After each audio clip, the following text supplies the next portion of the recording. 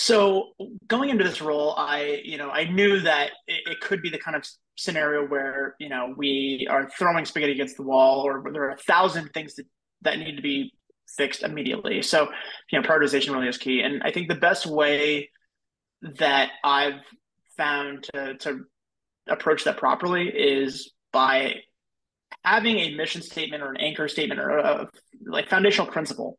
Um,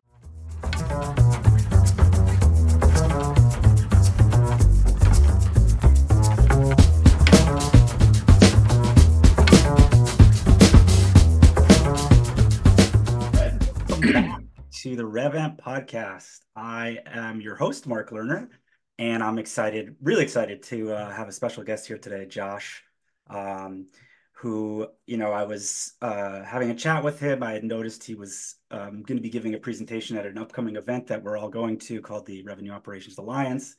Super fascinating topic, so we're going to kind of dig into that. But before we do, Josh, why don't you introduce yourself to the folks at home, a little bit about your background, where you come from, that kind of thing. Yeah, sure. Thanks for having me. My name is Josh Pudnos. I'm the VP of Revenue Operations at a company called Exiger. Been there since about January of 2023, so a little more than a year now. So Exiger is a company that provides enterprises and governments with supply chain risk management and third-party risk management software solutions. Um, so yeah, it's been it's a really good space to be in. You hear about all these are major macroeconomic challenges that global companies and governments face all the time, and we are uniquely provided, situated to help those organizations out. Yeah. And I think it's that role, this role that you're in now is kind of the focus, right? So kind of understanding the topic that I noticed that you were going to be speaking on is this idea of coming into a role and building out a RevOps function from scratch, and like what you would do the same and what you might not do the same. And I think that's really interesting because a lot of people find themselves in that position. And there isn't a great kind of rule book for it about what to do in those certain situations. So maybe we could jump right into kind of, what was the context? What did kind of the initial challenge when you stepped into a role where you were kind of tasked with this, project of building RevOps from scratch? What was the lay of the land? What existed already? Yeah, so I know a lot of people are in this same or similar situation. I was at this conference last year and ran into a lot of folks. We talked about this, and it was a really interesting conversation. Um, so my the landscape I stepped into at Exiger was both not that different from others, and also had some kind of unique characteristics. Exiger at the time was about a 10-year-old company. Initially started as like an advisory firm, and sold a lot of tech services, but was not a software company up until about not even quite 2 years ago. Had built some tech, had bought some tech, and was really coalescing around needing to develop a modern SaaS go-to-market strategy, starting about a year and a half ago. And so hired a few key sales leaders who had that experience, but a lot of the sales folks had been converted professional services sales folks, had a background much more in financial risk than in sort of this new supply chain risk management area. And so I was coming into an org that had Salesforce, but there was really no owner of it, and so there was no methodology. Everything was in not a great state.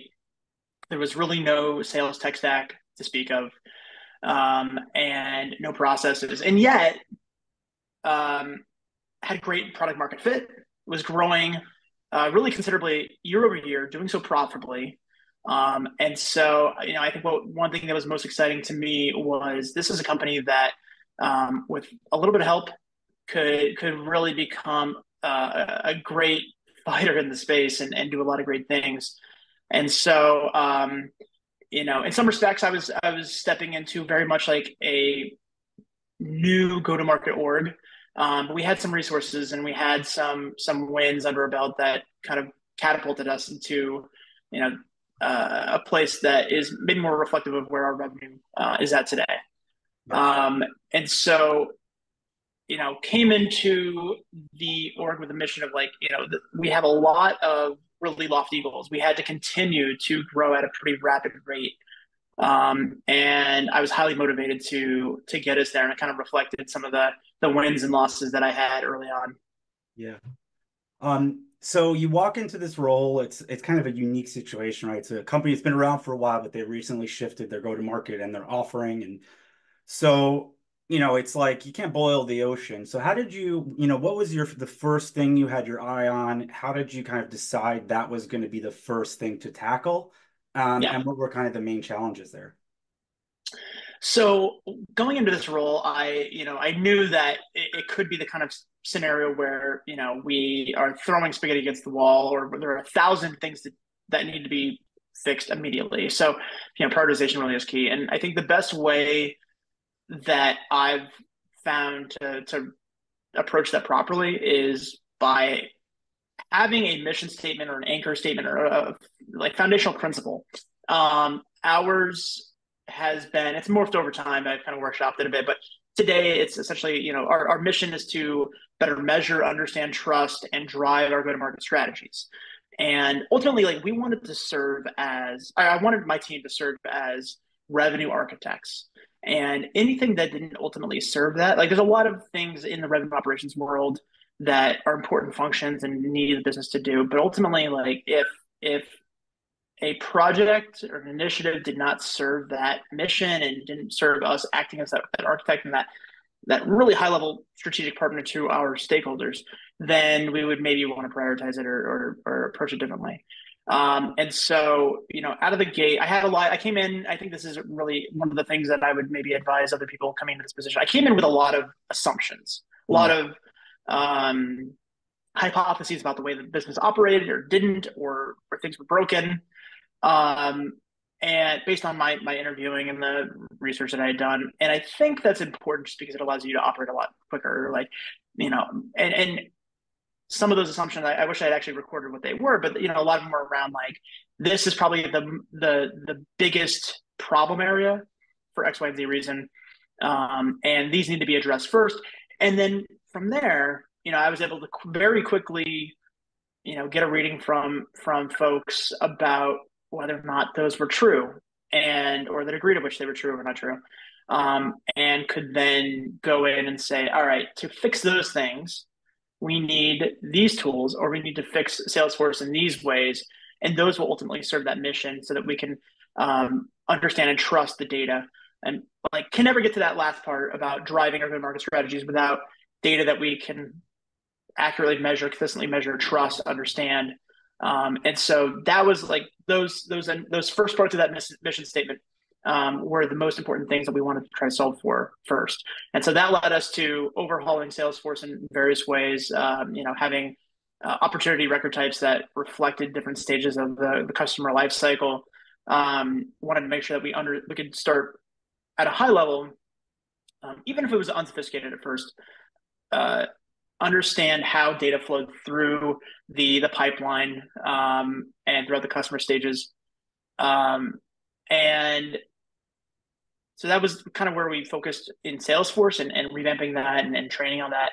And then went after looking for what were some tools that were going to help automate some of the data entry that it's never going to happen without automation, to help us start gathering a good data set to better understand the way that we work.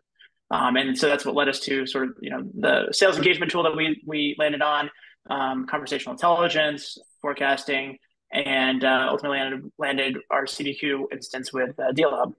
yeah. So, I think you came into this role.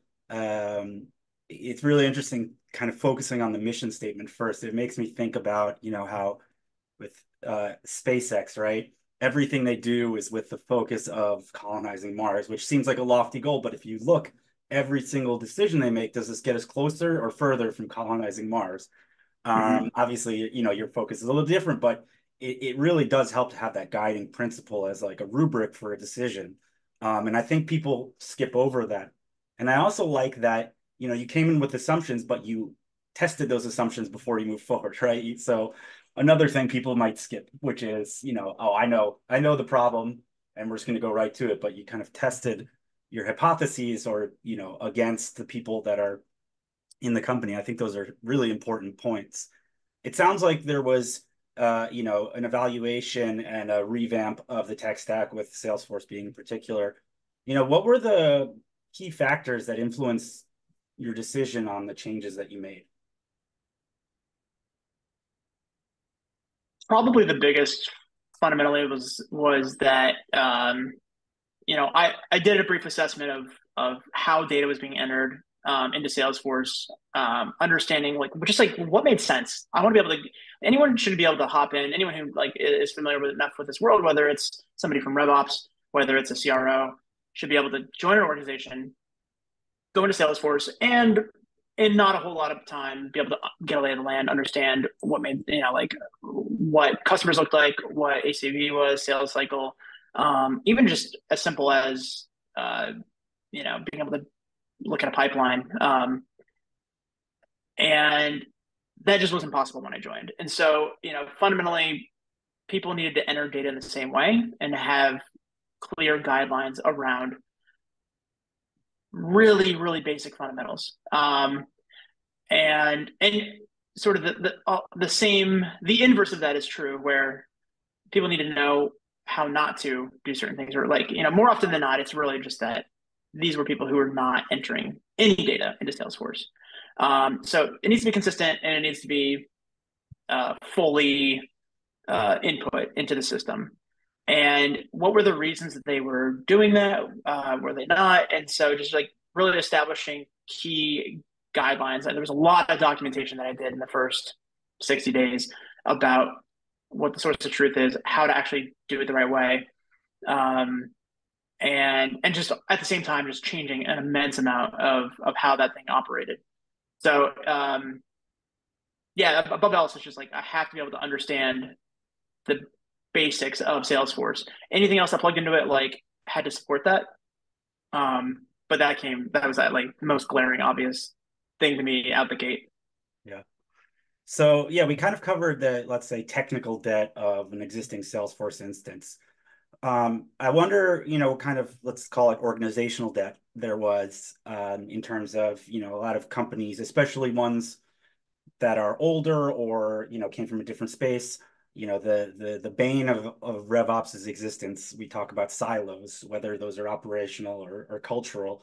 Um, you know, what was your experience kind of encountering those organizational, silos, and how did that impact the effectiveness of the existing kind of go-to-market, and what did you have to do to overcome them? Yeah. It's probably truism at this point that like somebody coming into this role would encounter some sort of silos. For us in particular, I think it's sort of a vestige of the type of business we were 5, 10 years ago. We had different business units with separate go-to-market functions, tools like duplicative tools owned by each, and there was really no central way of approaching this. Um, we had a government business unit and a commercial business unit, and when I came in, I was really thankful to have leadership that saw value in me supporting both, um, and also leadership that understood the value of trying as best we could to have consistent approaches to things such as Salesforce and that way. But there were also just a lot of barriers to entry to help support. Like with commercial, I had sort of full reign to make all the changes I needed to, and mostly operate within that organization initially.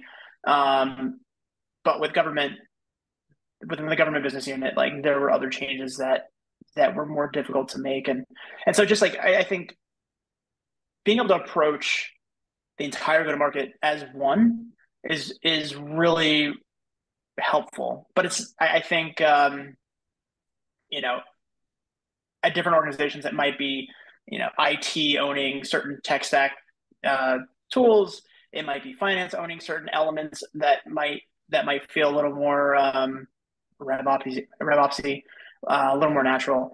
And so I think my approach has been generally like to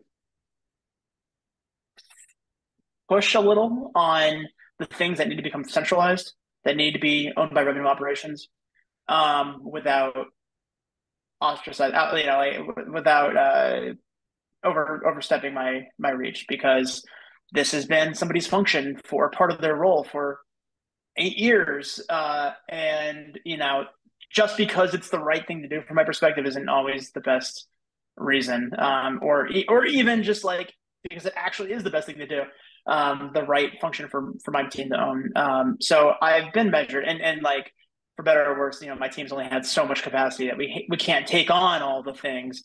But I think over time, through conversations with other leaders across the org, like it's something we recognize that these silos exist, and it's probably not the optimal way of working. And over time, I think it makes sense for these functions and these tools and these actions and responsibilities to live with revenue operations.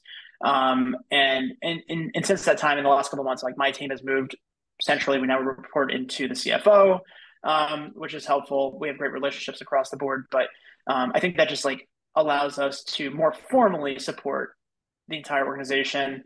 And the organization outside of revenue operations has made some strides in the last couple of months to operate a little more, moving some functions more centrally to support the broader org. But it's definitely a challenge, and I think we in revenue operations love consistency, love standardization as much as we can, and I'm finding ways to push and get that in the right direction. But I'm also, recognizing where the company is at in the history and willingness for change management too. So we have to be respectful of all those things. Right. Yeah, I mean, it's a challenge, right? You are coming in as a change agent, right? That's kind of your purview.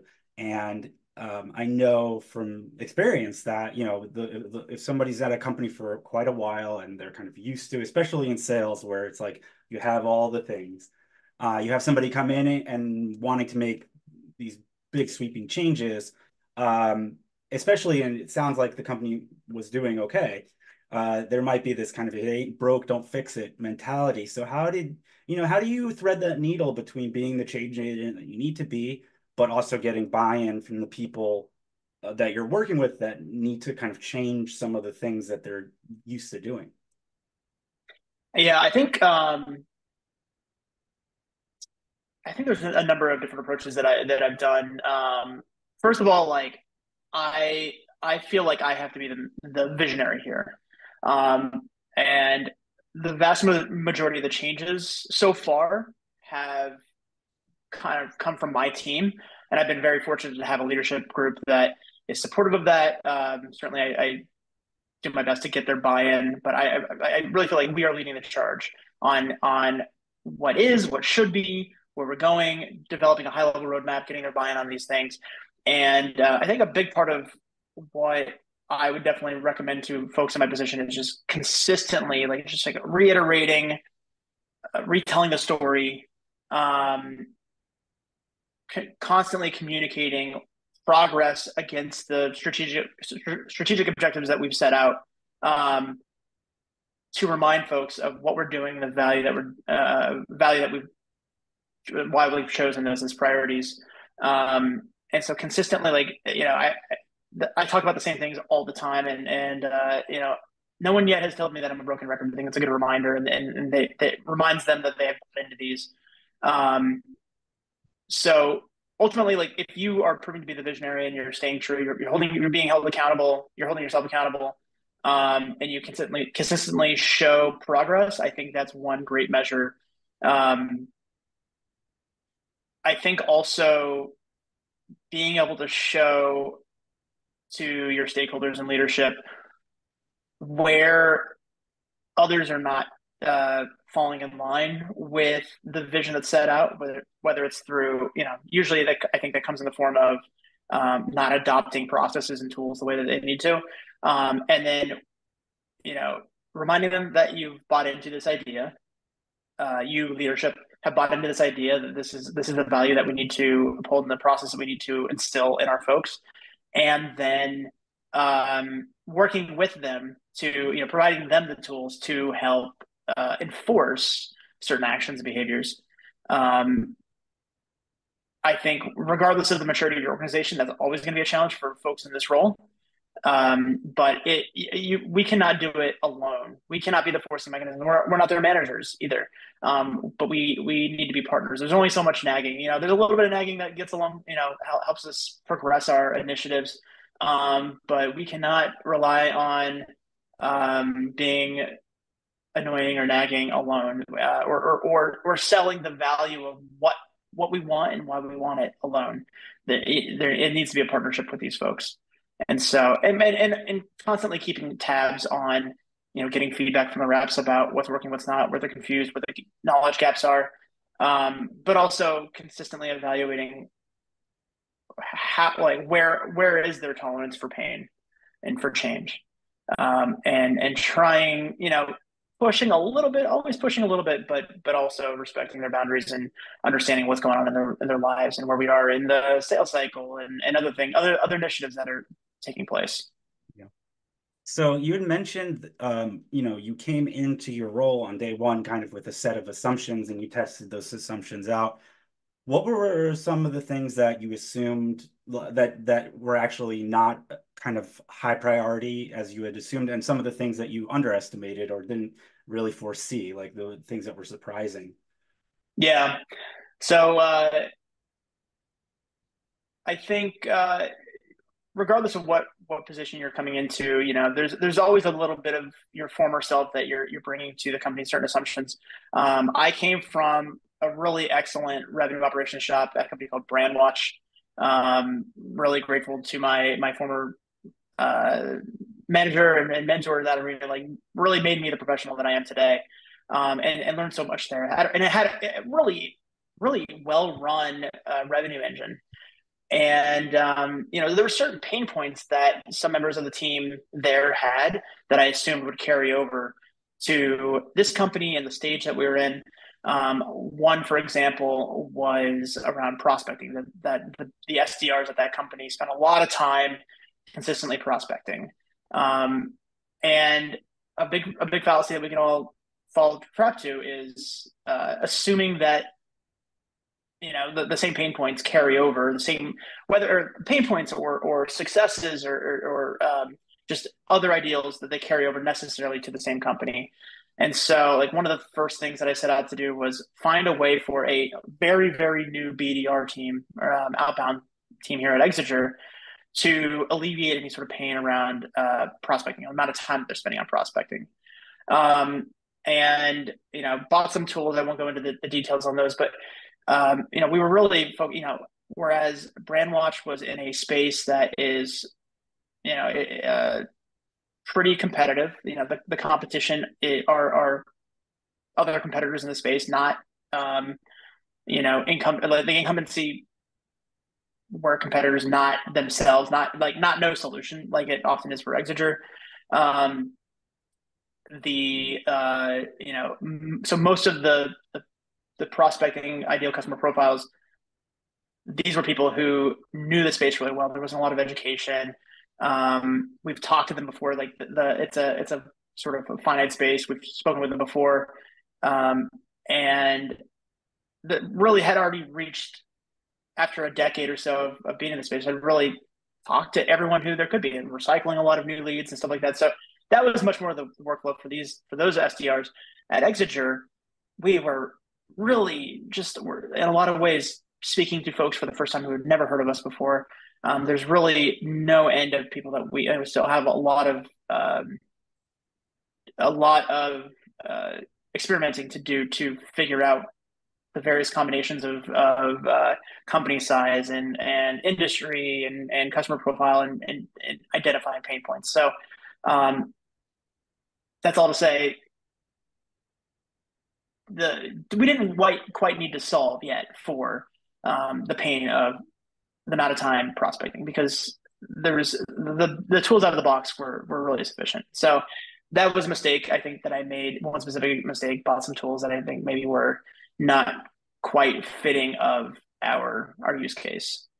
Um, and yeah, I think you sort of asked also about like, things that did work. Um, and I think, familiarity with certain tools was a great way to, start off on second base. Um, Definitely purchased some tools that I was more familiar with. Again, I came in knowing that like if I, this is a company with a longer sales cycle. If we can implement changes now in Q1 and Q2, we could actually potentially have a material impact on the ability to hit our very lofty Q4, like end of year goals. And so I was really motivated to just like, even if it wasn't perfect, to get it out the door, get folks trained on it, and start seeing the impact on the pipeline early on, so that it would hopefully start, we'd start seeing those close by end of year. And in some respects that worked, and some it didn't. But it allowed us to sort of expedite our search for certain tools. And it's it's helpful to know the devil, that and be able to roll that in really much quicker. And I think the the value of quick action is in being able to pivot really quickly and easily, is more valuable than studying the market forever and trying to figure out exactly everything has to be perfect. Um, I think I don't think there were some missteps that I made along the way. I don't know if I would have done it differently, knowing some of those in hindsight. Yeah. Um, I know this is kind of a esoteric question, but if you could go back to yourself in January of 2023, and say, give advice about, what to do, or to somebody who's starting in a similar role, what would be kind of your simple kind of takeaway message that they could, in a kind of short encapsulation of the thing that they should really keep in mind? Yeah, I think everyone's going to come to such different situations that it's hard to say necessarily like, do this tool or this process differently. But I think one thing that if I'm ever to build out a new revenue operations team again, I will definitely, it'll be my North Star, is just around communication and being that visionary, having that foundational mission, and repeating it over and over again in every way that we work. Um, it allows us to, first of all, overcome the barrier that a lot of folks in revenue operations or sales ops run into, which is just being seen as Salesforce jockeys. That's not what we are. We are a much more strategic role in the company, and setting out, especially in an arena where you're teaching a lot of people what this function is for the first time in their entire careers. Um, Starting out strategically, having a vision, and being able to constantly tell the story of how like why we're prioritizing what we're prioritizing, how that fits into that vision, and how that will allow us to be better and stronger in the long run. It gives you the ability to um, make big changes, make little changes that you know hopefully scale a little bit better down the line, and also builds hopefully the credibility that I think I have at the company, build a rapport that you have with the reps, and positions the team to grow along with the organization for a long, long time. Yeah. So, we're now a year and change after you've stepped into this challenge of building RevOps from scratch. Looking ahead, do the challenges and tasks differ going forward now than they did when you first started, and how so? Yeah, I think so. I mean, really, I would still say in a lot of ways we are still building the foundation of those things. For example, we've really tackled a lot of like the pipeline development, the top of the funnel part of the sales cycle, and the motions for our AEs and our AMs. Um, a frontier that we haven't yet tackled, haven't been that I still think is super foundational, is customer success, and those data points, and feeding that into the system to better forecast risk for churn against renewals. And That's still like a very foundational thing that we're still building. Meanwhile, within this year, like in the last couple of months, we recently were acquired by some really fantastic private equity groups. Um, and we are a growth investment for them, and we're likely going to continue to face or encounter like new go to market challenges, good challenges, from introducing much more of an investment around partnerships.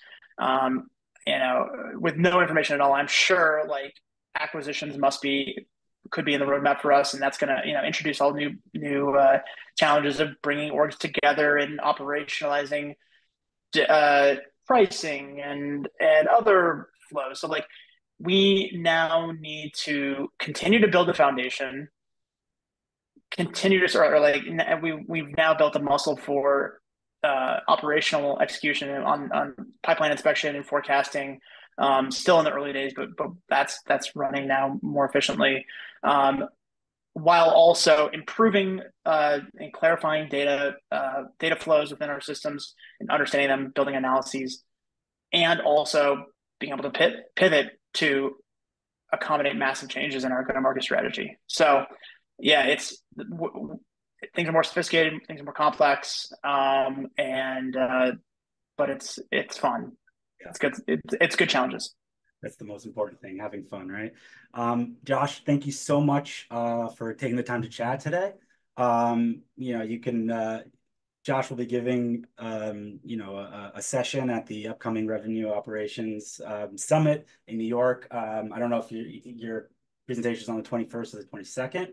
I think I'm on the 22nd. Yeah. 22nd. And so everybody out there in podcast land, if you're in New York and you're interested in RevOps, you head on down. You can come see us, Deal Hub. We will be an exhibitor there as well. Josh, before we head out, where can the folks at home kind of learn more about you or follow you on socials or learn more about Exiger? Yeah. I don't do a whole lot of posting, but LinkedIn's probably the best place. I'm the only Josh Pudnos in the world, so you shouldn't have a hard time finding me there.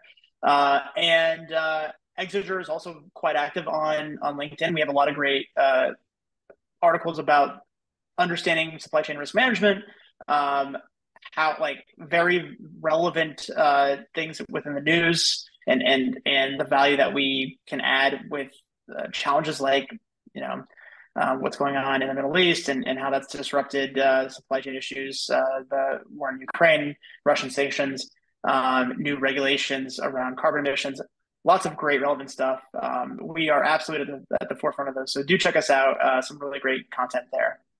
All right, Josh, thank you so much. And I'm looking forward to seeing you in person in later this month. Couple weeks. Looking forward to it. Thank you. Bye.